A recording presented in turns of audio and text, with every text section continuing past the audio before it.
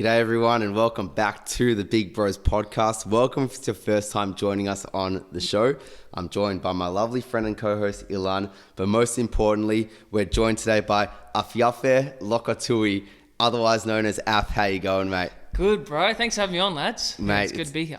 Good to have you here. Now, Af, I know you as my barber, which I have for the last couple years coming up to it, mate, and it's been awesome to see how you have transitioned in a way from obviously being really good at your craftsmanship, at your skill, at barbering, but then finding a passion away from it, locking into it, and now it has taken off, and that being Hyrox. Yeah, Hyrox, the culty word, eh? Culty word of Hyrox. No, it's been good.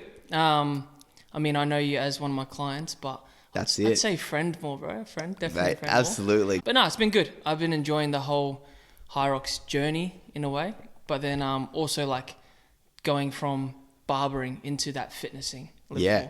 I've heard that you compete, and I know that competing in any sort of sporting venture is going to be stressful, but you're also tasked with clipping his hair. Now, that's a really stressful endeavor, I imagine. Jeremy loves his hair, and fair enough. He looks awesome. What's more stressful, cutting his hair or competing? Well, Jeremy's got quite thick locks, so sometimes my clippers, I have to charge them up the night before, just like it's like sharing a sheet, man. Like, God. But he is a beautiful, beautiful man. He is. Thank you. He And, is. it's always He a is. good product when I finish his hair. Fantastic. you, You can always model him. Oh. Curious to know, how did you get into Hyrox? We were speaking off air that you have a rugby union background. So what's that transition been like?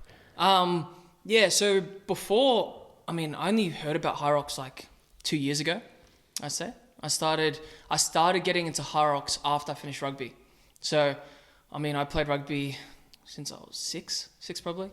Like every Islander kid, I picked up the ball, just ran with it. And then, I was lucky enough to like play professionally for a few years.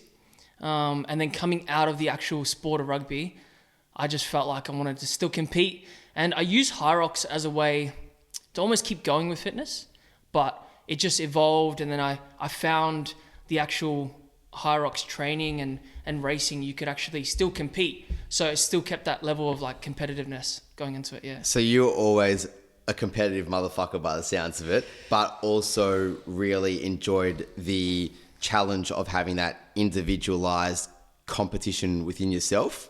Yeah, I say when I finished school, I schooled here in Melbourne. And then when I finished, I was lucky enough to sign overseas in England. So signed out there when I was 18 in like an academy, Worcester Academy. And I was decent at rugby, but I wasn't like the best rugby player. I just got chosen on fitness. I was just fast, I was strong, and I had good fitness. And then teams are like, oh yeah. And then they see me play rugby and they're like, oh, this guy's average as fuck. No, I'm kidding. But so I just got signed on like my fitness base. Yeah. So going into the Hyrox scene, it actually worked out quite well. Yeah, but I enjoyed it, man. Yeah. Good. Now, for those that might not know, because Hyrox is still kind of fresh amongst the Melbourne community, amongst the Australian community, what is Hyrox? Hyrox, first of all, it's a cult, bro. It's a cult. If you guys want to join, just let me know. You have to do some oaths and stuff. So Hyrox is a fitness race. So basically, it was made in Germany in 2017, I think it was. And then over the years, it's just grown and grown. And everyone sort of compares it to CrossFit in a way, but I'd say it's more of a like running race. So Hyrox is an actual race, but then training for Hyrox is different. So Hyrox itself is a race, and it's split into 8 kilometer runs, so 8 1-kilometer runs, and then 8 functional stations. So you do a 1K run, and you do a functional station, you do that 8 times. So that's basically what Hyrox is. Without zero rest at all. If you want to run fast, zero rest. If you don't want to run fast, I guess, more rest. And what are those functional activities? What would they consist of? So the functional, so you've got a 1K ski, you've got a 50 meter sled push, you've got a 50 meter sled pull, you've got 80 meters of burpee broad jumps, 1K row, a 200 meter farmer's carries with the kettlebells, and then 100 meters of sandbag lunges, and then 100 wall balls to finish. What's the hardest? With a 1K run in between each one. Fuck. So what's the hardest one? Bro, all of them. All of them? Yeah. I'd say, for me, man, probably wall balls. Yeah, wall balls, and then like the burpees. So that's the wall balls. That's the one where you're squatting down and throwing a ball up against the wall. Yeah, man. I've had some like demons doing wall balls. Yeah, right. Last few races. Yeah. So if you're a good squatter naturally, would that help you, or does it actually not matter? Yeah, it definitely would. I'd say it's weird because when you come into the race, you don't know what you're like. If you've never done a Hyrox race before, everyone comes in like, oh, I'm good at squats, I'm good at this. And it's not until you actually go and experience it, then you know what you're actually good at and what you're not. So I came into my first ever race and I was like, oh, bro, I'm good as it, like lifting. I can deadlift, I can squat, you know? And then I didn't really train the running. And running's like the biggest thing. So it's almost like being able to lift heavy, but then you got to back it up with a run because or else you're cooked. But if you're a good squatter, yeah, it definitely helps. But it's 100 wall balls, which is 100. quite a lot, yeah. And is the weight streamlined for everyone, or is it like everyone picks their own weight? So there's two categories. You've got an opens division, and then you've got pro. So the opens division's like a good way to get into Hyrox. And there's like 3 formats of the race. So there's a singles, there's doubles, and then there's a relay type. If you're coming into Hyrox first time, I'd say doubles is definitely the way forward because you get it going with a partner. And then if you want a bit of a challenge, I'd say singles as well. But they're both as equally hard. It's just 2 different races because singles is like a longer format where you'd have to stick to a pace and hold it.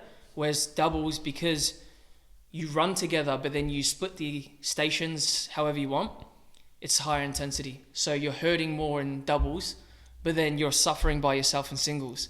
So you're fighting demons in the singles, and then you're fighting demons and your lungs and everything in doubles, man. When you're doing doubles, there's, imagine a variety of competitors. One are like, some competitors are probably like super motivating and saying, you can do this. Some are probably saying, you're a piece of shit. I know you can overcome this. Which box do you fall into? Oh, I'd say... wait, Pete's yelling at myself, calling myself a piece of shit. Nah, your partner. Oh, my partner? Oh, I'm lucky. My partner carries me most races. Oh, he carries you. So my partner, Luke Penny, he's a beast, man. Like, he's gun. But he comes from like a boxing rugby background. Wow. So he's got that like good fighter in him. And he's a mad athlete. And so the difference I find between singles and doubles is I'm a better doubles racer. So with fitness and stuff, I'm used to going for like 12 minutes at a time and then recovery rest. So in rugby, you do heaps of repeated efforts. So you do like 4 minutes really hard and then you rest for like a minute and then you go again, which is similar to a doubles. Whereas the singles, for example, because it's like you just go the whole time, you don't really have a time to rest. So it's almost like a tail off effect where you got to stay the same. And I find a lot of people who do triathlons, Ironmans, marathons, they tend to be better at singles racing, whereas the doubles is more like explosive. But coming back to your question, with the what type of person I am, bro, I feel like I just go into the locker the whole time. And like for those who don't know what the locker is, it's like a place where it's dark and it's hard and it's like you're just fighting all the demons and you're just like, when does this hurt stop? Yeah. And especially running with Luke, who's an insane athlete, I'm just in the dog. Like, I'm just trying to channel my inner dog and just stay there. I'm like, fucking, you paid to be here. You know, you're doing this to yourself. Fucking top it up, you little bitch. Make the most of it. Yeah, I always like tell myself, like if I'm at the gym or I'm like, you know, it's with the most stupidest things. Like if I'm trying to hold a plank for longer than like a minute and a half, 2 minutes, the intrusive thoughts come out. I say, if you don't do this, everyone's going to die. It's good because I used to think I was like a bit weird when I was a kid because I don't know if you saying, you know how you're like, oh, if you held a plank for like 2 minutes, someone's going to die. I used to do this thing where I'll be walking to school and then I see a car like coming behind me and I'm like, if I don't make it to that lamppost in time, my whole family's going to die. And I'll just start sprinting. Yeah.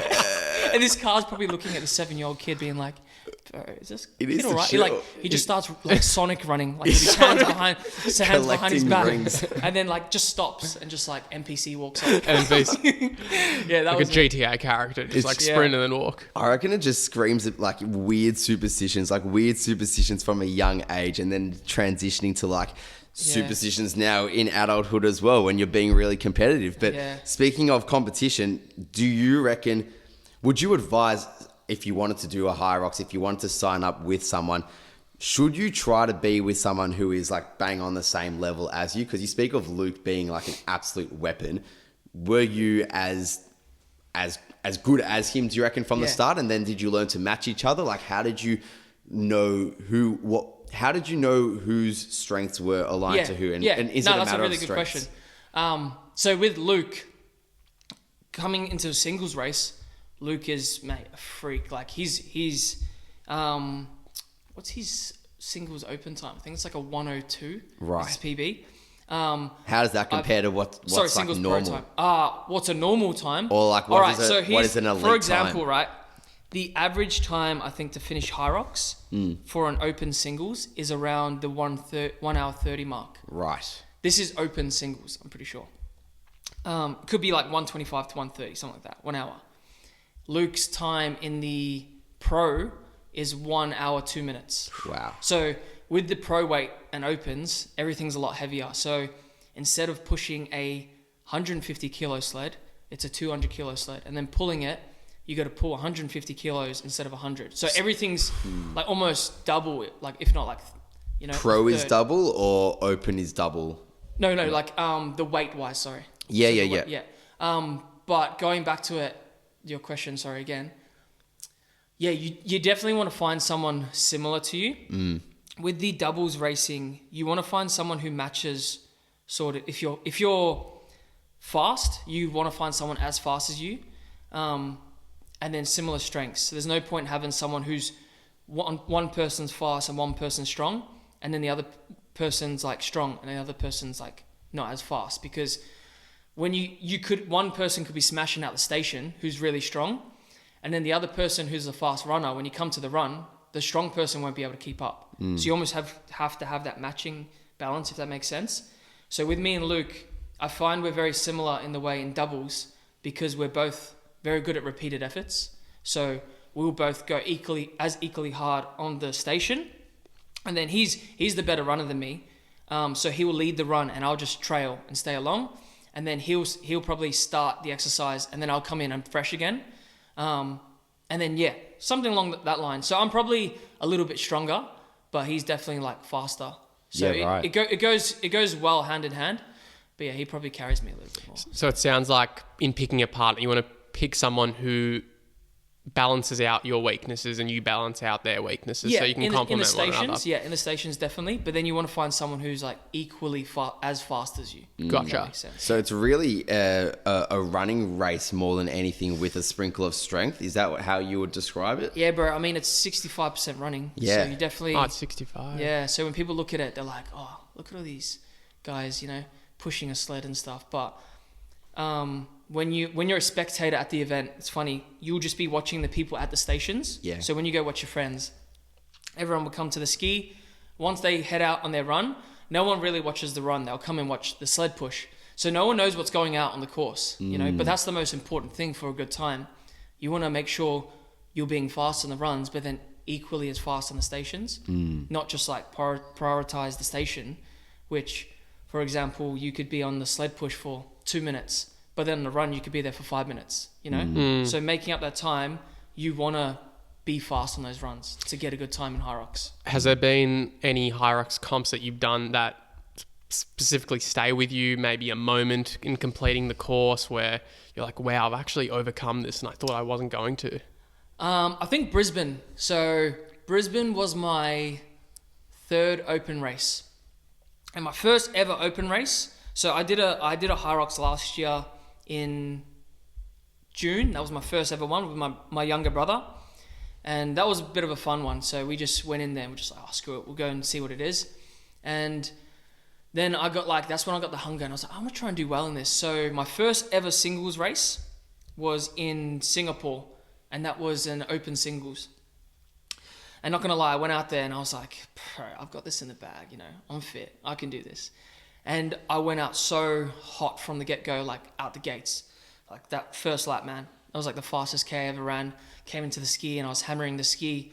And then I think I only got to the sled pull and I just realized, man, I was in trouble. And genuine, I've never been in so much pain and humbled by like a race in my life. So I was out there and I was just slogging along.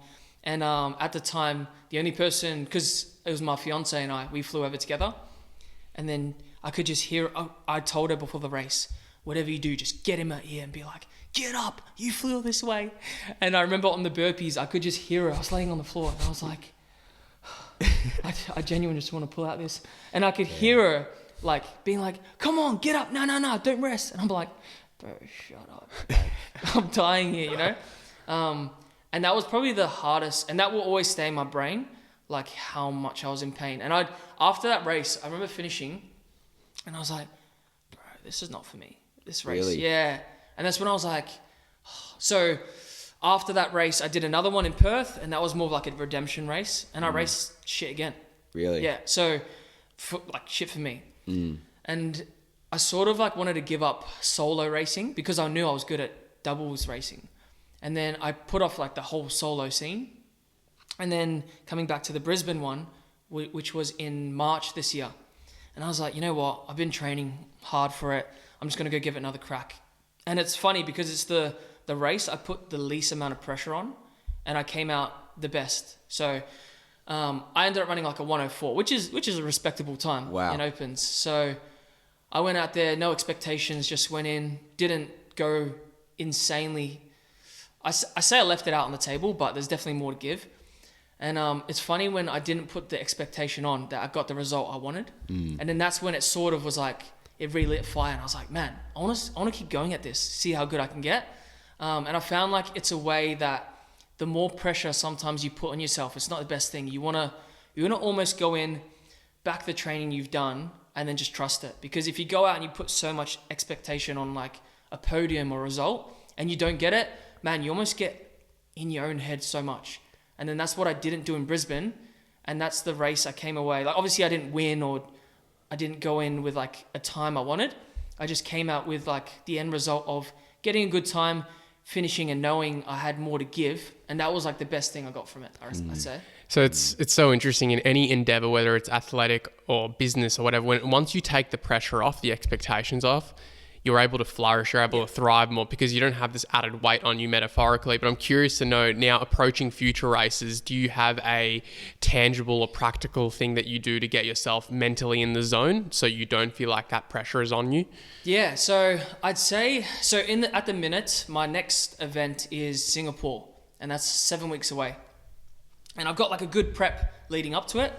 So that's with myself and Luke. So we're going out there and doing a pro doubles. Which is different to what you've previously done? This is my first pro race with Luke. So I've done a pro singles and I've done a pro doubles before. But this one I'm built like having a really good building block to it. So now I've been doing Hyrox for about a year and a half. I sort of know what I need to do and where I need to work at. So I'm just working on those things, but it's more like obviously going to go out there and do as well as we can.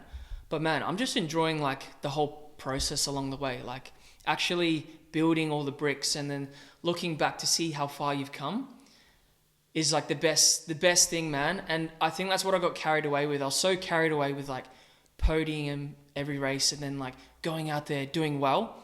And then when I didn't get the result, I was so like hard on myself. And I say like, you gotta enjoy the process and then trust everything you've done and then let the day run itself. Because if you're so focused on going there to win, which you should do, obviously, because I'm trying to compete in these, and you should go there to win, but then not like just back it, everything just collapses, I feel, for myself personally. Yeah, absolutely. Just like any elite sport endeavor, which brings me to question, when you do go out there and you're racing, are you more concerned about a podium finish? Are you more concerned about improving your time on the last event?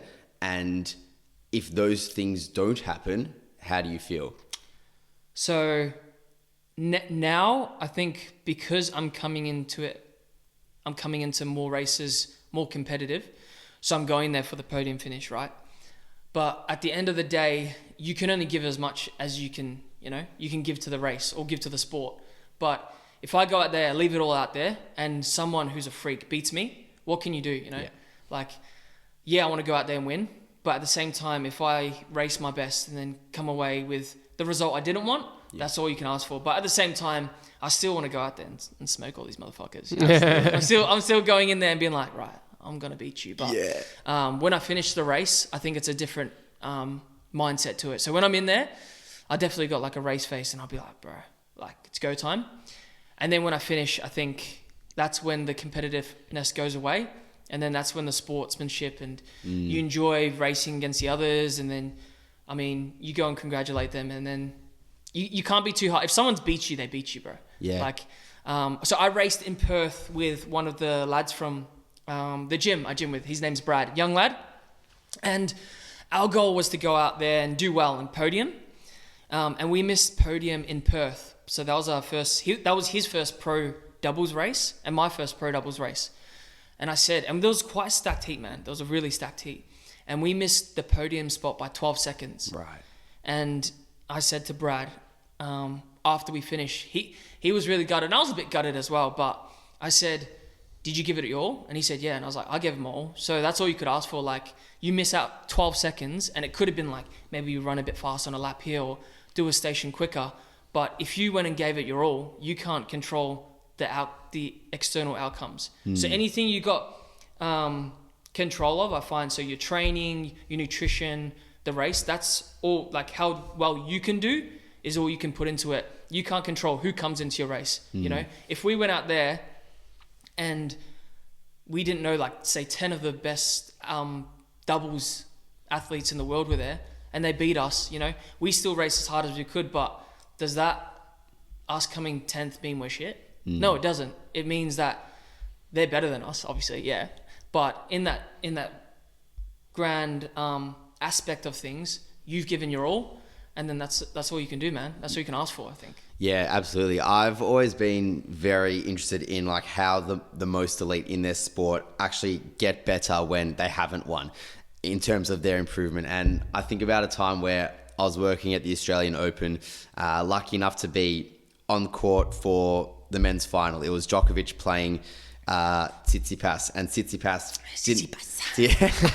didn't have his best game, lost in straight sets. But what I saw after the match was one of the things that have stuck with me forever, and that was the match ended. I was on the court doing my job, and he asked for like a notepad and a pen, and I said, yeah, sure, like, I'll go get it. So sprinted off court, grab a notepad, grab a pen, and give it to him. And he already started writing down notes of what he can do better based on where he fell off during the game. So he was making notes like swing the ball from lower. I remember him writing down, because I was standing next to him and saw that. And I just thought like, wow, like he's literally just gotten off the court. This is before any presentation, any trophies being given. And he's already note taking where he went wrong and where he can improve to get better. What is your strategy for that in terms of improvement? Because you mentioned there like the 12 seconds off a podium finish. So after the race, is it something where you think of actively as to where did I maybe not necessarily go wrong in the race, but where can I improve on based off of where I felt like maybe I was a little bit weaker in the race? So yeah, what do you do in terms of training to get better, to clock that time? I mean, after every race, there's always something to improve on. Anything you do, work or like the racing scene, or even in rugby when I was doing it, there's always something to improve. And I think the second you stop thinking you can improve in something is the second you stop growing, But with the racing scene, I know that my strength isn't the running.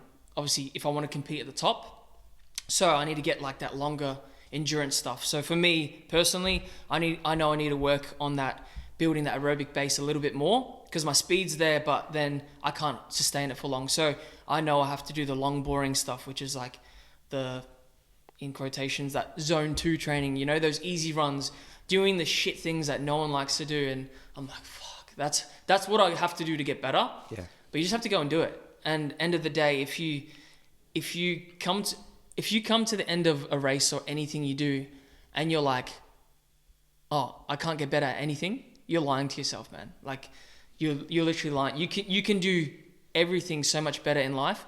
Like, for example, for making content now, I could look at my content and be like, yeah, my content's perfect. You know, I'm just going to keep doing that. And what's going to happen? You're just going to stay the same. You're never going to grow. But the second you start tweaking things, and I'm like, all right, maybe I can edit this better, or coming to a race, maybe I can do a little bit more at the end of a session, some more wall balls to finish to help with that fatigue in the legs. That can get me that 1% better. And those little 1%ers like trickle on, and that could have cost us the 10 seconds. You know, it could have been, I could have ran 10 minutes longer in a session and done that 3 times. That could have given me 15 seconds. There's the podium there, you know? And it's like those little things that no one wants to do or get better at is like the most important thing, you know? That's what separates that like 1% from the 1%. Yeah. If that makes sense, you know? Yeah, absolutely. It may be an ignorant question. I'm curious though, like you look at UFC fighters or boxers, right? They'll have like a training camp where they're doing an intense training block right before their fight. Same thing with kind of marathon runners, triathletes, where they're honing their craft and then they kind of ramp up the training right before and then maybe taper off. Is that similar for Hyrox training? Yeah. Every do you mean as in like the format? The format, so like whether it be the endurance running, the wall balls, the different stations, what's the training prep or regimen looking like prior to competing? So any sort of race, because the whole racing scene's new to me. I mean, I was a sprinter like when I was younger. I did nothing over 200 meters. Anything over 200 meters was long distance to me. So coming into the endurance scene now, I've learnt in the last 2 years that race prep is so important, and there's almost a time where you got to build, a time to maintain, and then a time to taper off. So coming into it just comes with experience, and that's what I was saying, like learning. I'm still learning it all now. So at the minute, I'm in the stage of building my strength, just get a bit stronger, and then mainly building that endurance. So trying to last longer in that race, because I find I get to that 45 to an hour period, and then that's when my race starts to, you know, trickle off at the end, and I'm just hanging in there, you know. But if I can do those sessions that last a bit longer, then that's where I'm going to get better. And then with it as well, like the tapering off thing, that just comes from prep. So, you know, you want to sort of build. You want to hit the peak for me, I say like 10 days before, and then you start to taper off to give your body the chance to recover. And then you come into that race, you almost trust the training you've done to come in and race well on race day. Yeah, wow. With podium finishes, because you mentioned like progression and podium finishes sounding like they are like the creme de la creme of what you want to get to in Hyrox. So Hyrox overall, to me, it might be ignorant, but it sounds like it's one of those events where you can actually get in from nothing. Essentially, you don't need to be an elite athlete beforehand. You can get yourself involved and you can do really well, and then you can continue to progress. Which leads me to question, where can you get to? What is like the best achievements you can achieve as a Hyrox athlete? I mean, at the minute, like the scene's taken off massively. So everyone hears the word Hyrox and they're like, what is that? And they'll look into the sport and they'll see like these top level athletes with all their shirts off. And it's like, who can get their shirt off the quickest, you know? And you cop a lot of shit for it. You're like, oh, look at these guys. Like, they're definitely like Hyrox athletes. But with it as well, man, you can obviously get to that top, but it's like any sport. You have to do the things that no one else wants to do. And you just have to be almost, not lucky in a way, but you just have to be gifted with that talent. So you got to have like the physical talent to be there, but then also like the mental talent to like have that grit to keep doing the things no one else wants to do. And progressively, you'll get to a certain stage where you'll reach the top. I mean, for myself, it sounds like a negative thing to say, but I know I'm not going to be able to achieve that top. I mean, who knows? I might be able to, but like realistically looking, I'm competing at a good, really, really good level. But it's almost like you got to be the 1%, and then out of that 1%, you got to be another 1%. So like that's such a small population of people who will reach that top level, like the Messis and the Ronaldos, you know. What do you think stops you from getting there? Is it just about commitment to sometimes, bro, time? you're just born with genetics. It's like, Yeah. why are the Kenyan runners like the best in the world? It's born in their blood. But then also, they've also got that mental dog in them too, like, to compete. It's almost like, for example, so in rugby terms, 33% of the world's athletes in rugby are Polynesians. And Polynesian community is not even, I think it's like something like less than 1 million people in the world, you know? And they're creating 33% of that. Yeah. So they're just born genetically. So in a way it is genetics, which is... It's probably culture as well, to a certain culture and, extent. like, 100%. For me getting there, like, I mean, I'm trying to do the best I can, but the goal is to be the best I can rather than be the best of the world. And then if that comes with it, bro, I'll take that 100%. But Do you have like a ranking system? like S tier, A tier, B tiers. Yeah, exactly. Like how does it work? Okay, so if we're talking tiers, like S tier, we're talking like, I mean, in the name of the game, you've got like Hunter McIntyre, which is like an American athlete, with like Alex Ronkovich, and then in the females, you got like Joanna, who else in there? Like Lauren Weeks, and then you'll probably have like A tier, which is like the athletes in the age categories. So how our Hyrox works is you got the elite 15, so it's the top 15 people in the world. How do you get there? How do you become a top 15 in the world? So to get in the top 15, you need to run 2 pro times. Oh, there's a big process to it. It's like marathon running. It's like you got to run 2 pro times, and those 2 pro times have to average a top 15 time finish in the world. Gotcha. Then you qualify for a major. So there's only 4 majors a year. So in that, like, say 3-month period, if you've run 2 pro times that are fast enough, you qualify for a major. And then in that major, I think there's like 15 to 20 people running, and you have to finish top 3. And then if you finish top 3, you then qualify for the Worlds, so which is like the Hyrox Worlds in the elite 15. Right. Wow. So that's the pinnacle. That's the top. So major and then worlds. Yeah. Major and Worlds. For us, like if we're looking to qualify for Worlds, you have to finish, I think it's 1st or 2nd in your age group in a pro event. So that's something I'm looking to hit now. I'm not really focusing on that elite 15. Let's hit that when I can hit, that world spot. Yeah. And I think that's where sometimes people will get ahead and they'll look, which is good, don't get me wrong. You want to aim really high, but they sort of skip the steps to get there. You almost have to work your way up the ladder. But then I think Hyrox itself is not essentially as intimidating as people see it, you know? It's a very inclusive race where you don't have to, anyone can pick up a sandbag and lunge it. Anyone can push against a sled. Anyone can run, you know? And that's why the sport is growing so big, because it's for everyone. And whether you're competing competitively, whether you're doing it to finish a race, it's the same as a marathon. You want to do it for your own achievement, and everyone has a goal along the way. And I think if you enjoy the process of doing everything, you're going to enjoy the outcome more. That makes sense. Yeah. I'm so curious to know as well, because stalking your Instagram beforehand. Hey. Exactly. I had to, man. I had to. But I was genuinely impressed by was it a 12-month transformation that you had? Because so many people try to do a transformation and then they do it, but then they kind of falter and they fall back to what they were. What's been doing that transformation like for you, and most importantly, sustaining it? Yeah. I think that's the biggest, that whole transformation was like the biggest and the best thing I feel like I've done for myself in life. Like better than my rugby achievements, better than Hyrox and all that stuff. Because, so after I finished playing professional rugby, I came out the game and I was always like decently fit, but I wanted to get bigger and I wanted to see how big I could get. So I went on like this bulk.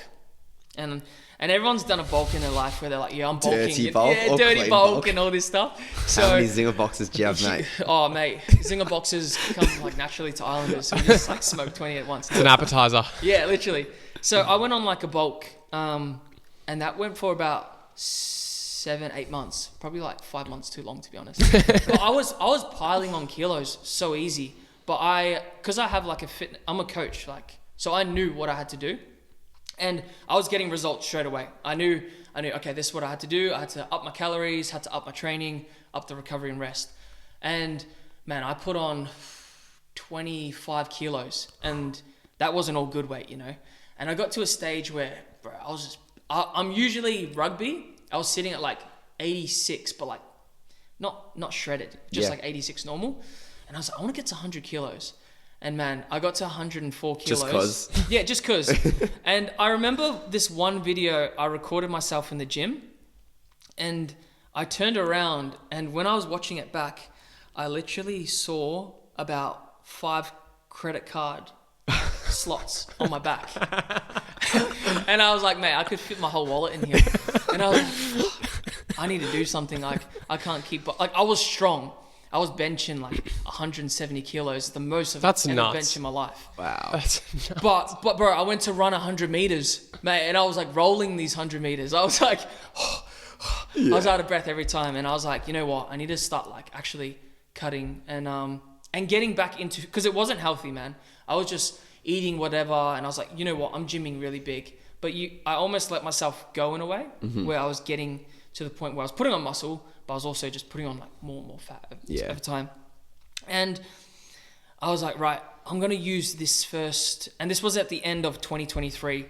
And I was like, coming out of rugby, I was like a very big drinker in a way. So like when we used to play rugby, I used to get on the weekends, we used to finish a game. And rugby culture is like, you just go drink with the lads all the time. Yeah. And I followed that after I played. So I kept doing that. And at the start of 2024, everyone's like, new year, new me. And I was like, all right, I actually have to follow this trend. And I hated it, bro. I was like, yeah, new year, new me. And I gave up alcohol for that first month. And I was like, right, I'm going to try and cut. I'm going to keep cutting and just stick to it. So I laid out like every 4 weeks, I change up my program. And I saw results were coming. And I finished that whole dry January thing. And I felt really good. Like I literally woke up every weekend and I was like, man, I feel really good, bro. Like I don't feel tired. I don't, like in the week I wasn't feeling sluggish. And I was like, I'm going to continue it onto February. Kept going with the cut. And then I started to see more and more results. And I think in the space of 8 weeks, I lost like 8 kilos, something like that. Like every week I was losing a kilo, but I was still sort of maintaining the strength in a way. So I knew I was getting good results.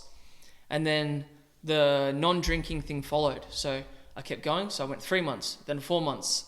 And then this is where the whole process of when I got to where I am now, I just kept, I had like a big goal in the end, but I just did every week step by step. And this is where I was saying, you can't really skip the process and you have to enjoy it, or else if you just look at that end goal and you're like, I'm so far away from it, you're going to stop. I feel like people get to it and they're not seeing, like they're not enjoying the small wins to enjoy the big wins. So you got to enjoy that 1 week you've lost like half a kilo. And some weeks you're not going to, like there were some weeks, man, I was like heavier. And I was like, bro, how am I heavier? You know?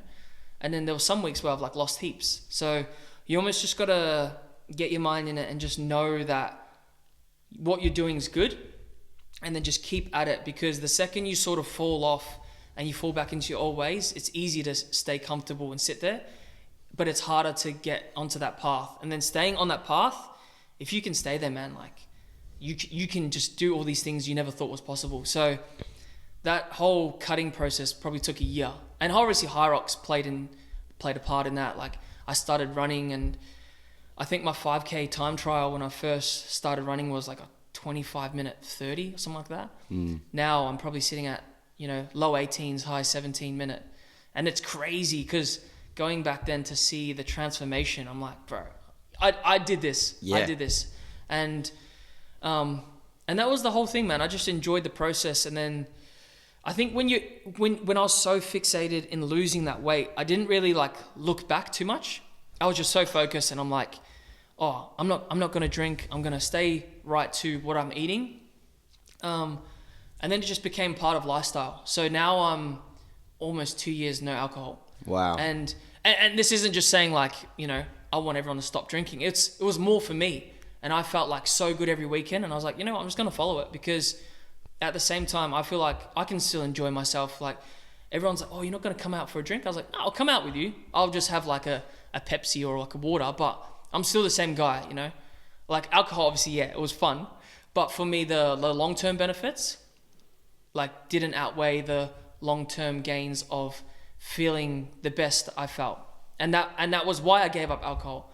But yeah, it was cool. I don't really tell people I'm not, like, I don't drink anyway. Yeah. If they ask, I'm like, yeah, I don't drink, but just Yeah. more of my own opinion on it. So I think that's epic because only a couple of weeks ago, Ilan and I had an episode all about lock-in culture and, you know, when it's necessary, when it's unnecessary, and how it is kind of presented on the internet at the moment. Yeah. Because you'll see so many posts where it's like, this is me, I used to drink, now I don't drink. Yeah. And you need to do the same or else you're a worthless piece of shit. And your perspective is so refreshing, and what we were so supportive of on the episode, because your perspective is like, I just don't drink because I just don't want to, because I just don't like the way it feels. Doesn't mean I'm telling everyone else not to do it, and I'm not putting it on anyone else, and I'm not making anyone else feel less about themselves for not doing it. 100%. I'm just doing it because I just don't think it benefits my life. And you notice that, yeah, like you mentioned there, when you go out, it's not like you're refusing to go out. You're not going to these events anymore. And it sounds like you're amongst a really good group of people that also don't pressure you into doing those things you don't want to do. You just keep to yourself and do it because you want to do it. And it's as simple as that. And I think that is the perfect example of what lock-in culture is, which we also see promoted on the hat there. Nah, it's cool. Yeah, man. Oh, it actually is. Yeah, lock in. Yeah. So that whole lock in, it's funny because when I first, so for example, so lock in, so my last name is Lokotui. So this is how it really started. So I actually invented lock in. So I'm the owner. Right. Lock-in with a K I love it. only. So when I started it all, when I was going back into the fitness, I was like, right, lock in. It was more like I was playing around with my last name, and I was like, lock in. It was like a funny thing I was doing with my brothers, and we were like, bro, lock in, like lock the fuck in. And we're joking around, and then we started saying it more and more, and then we heard like, well, you hear it all the time, and we're just doing it as a joke, and then it became like a thing. We're like, bro, this actually got like good meaning behind it. But like you said, yeah, it's each to their own, man. Like there's no, if you feel like you need to like use the words like lock in and do this, it's almost, I find for myself, the actions speak more than actually speaking. If that makes sense. So solo grind it, like actually get in there and do the work and let the results speak for themselves, because the only reason people sort of saw my transformation is because obviously I showed it. But at the time, no one knows what the process you're going through is.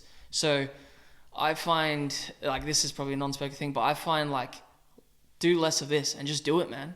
Because the more you talk about, I'm going to lock in and do this, I feel like people like saying it, but they don't like doing it.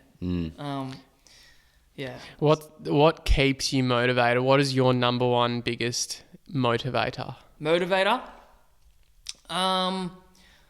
My motivator, I mean, like obviously I have goals. Like you have like big goals in life. Like for me, a big goal of mine is just have a family, enjoy the family, and then just, because I come from like a family of 9, so family's a really big aspect of my life. Yeah, so huge.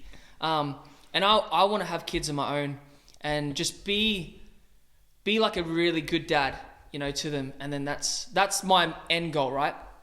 But in that way, the way I want to sort of work to that goal is obviously I got to provide for my family. So the goal is to make sure they come into a stable household. I'm lucky. I've got a very lovely fiance, and she's golden, man. Like I'll get home after a long day and all my meal prep's done. I'm like, fuck, that's actually like a weight lifted off my shoulders. Yeah. And it motivates me because I'm like, right, when we have a family, I want to be able to, do my part. I want to add something. I want to raise my own kids the best I can and have them have like a really, like a dad that does cool things as well. Like Absolutely. I looked up to my dad when I was younger, and he was like this really big, strong figure. And I'm like, all right, I want to do that for my kids, but in like even better. And the way like I get myself motivated is I have, I'd say I always have a goal and then working towards that goal. So obviously I want a good, stable job, I want to have kids. I almost work backwards, if that makes sense. So there's never like something I'll do and don't have an end goal to it. And my end goal is the motivation. Yeah. Obviously, sounds like I'm working riddles. No, but I'd say I have sense. my big goals, and I'm like, right, how am I going to get those goals? All right, I need to work backwards. And in a way, I'm like, right, stable job, you know, make sure I'm doing the best I can physically for myself, because I got to look after my health. I got to be an example, so I got to look after like my partner. I got to look after my siblings, and those are like main things that I will strive to be in. You know, be a good person. You know, be a good role model to people. And I feel like with the whole Instagram thing, it's a real surreal thing. Like sometimes I'll get a lot of messages being like to people will message me and be like, man, like your transformation was really inspirational. But for me, I'm like, I feel like an imposter, because I'm just doing it because I enjoy doing it.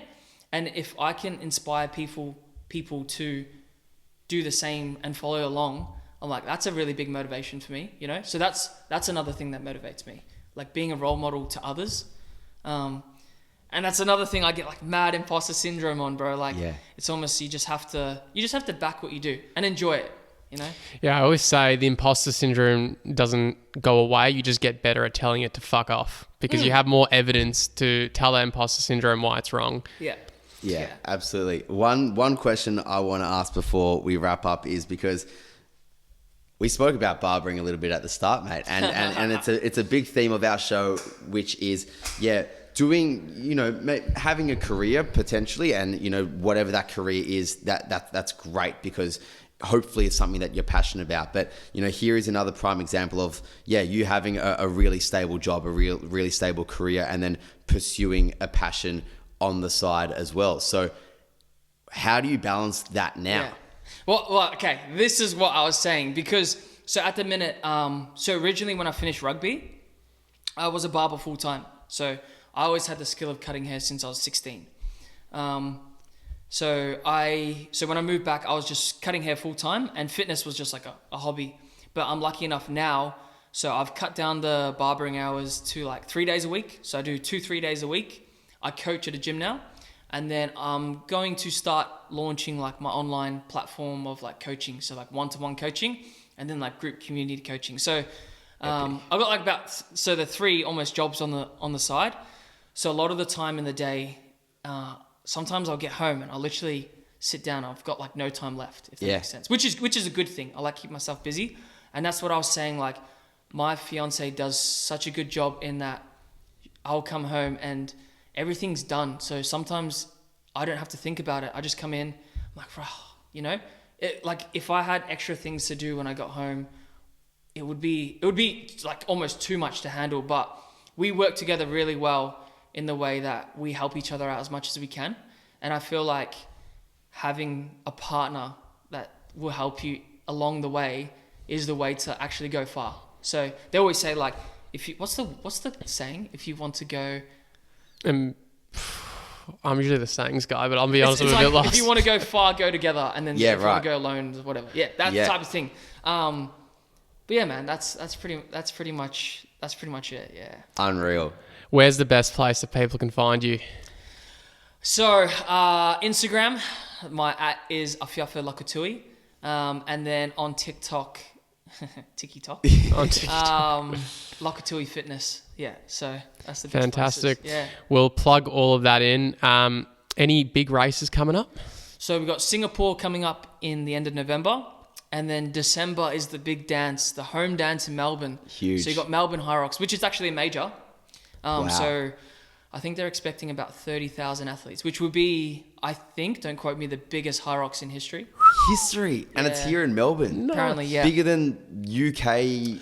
Well, scene. I know London's obviously quite big, but the Sydney one was, I think there was 22 to 25,000 competitors. That's nuts. Wow. But this one, because it's a major, it's almost over 4 days. So they Wow. got 4 days of racing, which is the first time it's happened in Australia.